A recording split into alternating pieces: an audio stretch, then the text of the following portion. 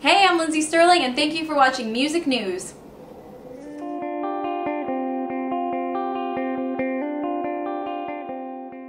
Lindsey Stirling, it's a pleasure to meet you. Nice to meet you. You're here to play with Andrea Bocelli tonight at the O2. Looking forward to it? Yes, I am. To play at the O2 here in London, that's a bucket list item for a lot of musicians. Definitely. So it's very exciting to play here, and to play with someone who's so classically renowned is a really big honor. Yeah, have you met him a few times, or? Just in rehearsals and on stage. Yeah. How is he? You on form tonight?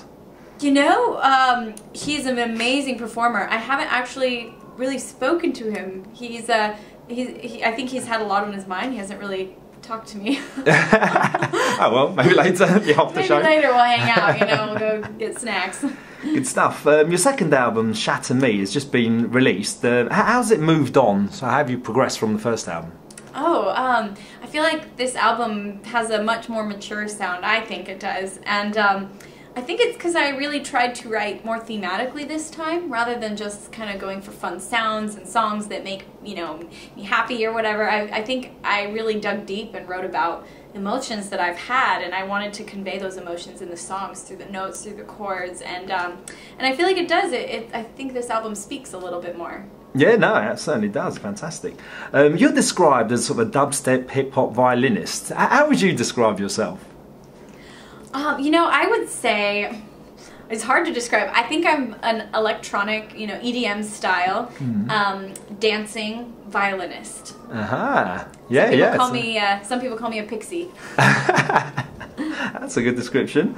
You made it to the quarterfinals of America's Got Talent in 2010. Was that sort of your big break where it already started for you then? That was more like the big disappointment. I thought in my mind it was going to be my big break, and I remember just thinking that this was it, this was my chance, and it came, it went, and I got kicked off the show in a pretty brutal, I was very humiliated, to say the least, and it almost kind of broke me as an artist. I didn't know if I had the strength or the courage to get on stage again after that. But in a way, those make or break moments, the real make or break was the moment after the show when I decided, do I want to keep going, or am I done? And I started working really hard. I started trying different things, and then when I started doing YouTube, that was the big break moment when finally something worked. Yeah, but you proved them all wrong, that's for sure. There you go. Hey, but you have a massive following, I say, in Europe as well, especially Germany, Switzerland. Why do you think your music translates so well to so many different countries? I think it's really actually been an advantage, the fact that most of my songs don't have lyrics. So anywhere in the world, they feel like they're getting the same message that, that someone else is getting, because music has no language. It's its own language, and it's something that every culture can appreciate. Yeah, no, I mean, one of the reasons is definitely all the videos that you have. They're quite epic affairs, really. Unbelievable amounts of views, crystallised at 110 million pretty much on its own. I mean, that's unbelievable. That's crazy. But all the creative ideas and the inspirations, are they all your own? I would say almost all of them. I would say pretty much all the ideas I either thought of when I was in the studio just writing the song, or sometimes I even think of the video idea before I write the song, and I'm like, really? I need to write a song that will cater to this idea, because it would be so fun. Because I went to college to be a filmmaker. I was going to be a director, and so my mind thinks both musically and through videos and visuals. So it's a two-way street. They feed each other. Yeah, absolutely. It comes together unbelievably well. You fused a lot of different complex styles, yet your work is quite accessible still. How does the songwriting process work for you then? Usually I go into the studio with just an idea, pretty blank slate, but I'll come with a feeling that I want to convey. I want to write about this, and I want it to feel like this. I want it to be this tempo, and I want it to, and I'll work with the producer, and we'll start finding chords that make me feel the way I want it to feel, and we'll work together very collaboratively to make the tracks, and then I put some headphones on, and I just jam until I come up with the melody that sings. Yeah, great stuff. When did your love affair with the violin begin then? I started, I fell in love with the violin when I was just a tiny kid. My parents used to take me and my sisters to orchestra concerts, and they would play these old records of classical music, like Scheherazade and the music from Borodin and Mozart, in our home. And when I was 6 years old, I started begging for violin lessons because I wanted to be that soloist that comes out and plays the solo and tunes the orchestra, and you know, that to me was the rock star that I wanted to be. Yeah, no, absolutely. Have you always had a clear vision of, you know, what you wanted to be sort of musically and how this new music was going to come across?